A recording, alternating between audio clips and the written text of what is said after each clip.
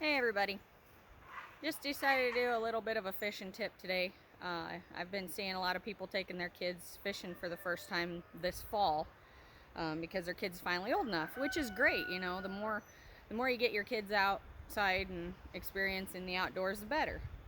But something that people fail to teach their kids when they're going for the first time is how to hold the fishing pole. Now, most of the time I see videos of little kids when they're going, you know, after they cast the pole, they hold their fishing pole like this to reel it in. Now, when they get a fish on there, that fish is going to pull down on that, and that's going to be hard for those little hands to hang on. So what you're going to want to do is, after you teach them how to cast it, of course, then you teach them to hold the pole up here.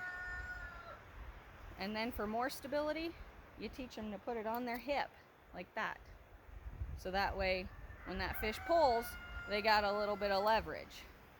And you kind of, and never ever point the pole directly down into the water. If you're getting the fish close, don't point the pole directly at the fish. You always keep it to the side of the fish. And then,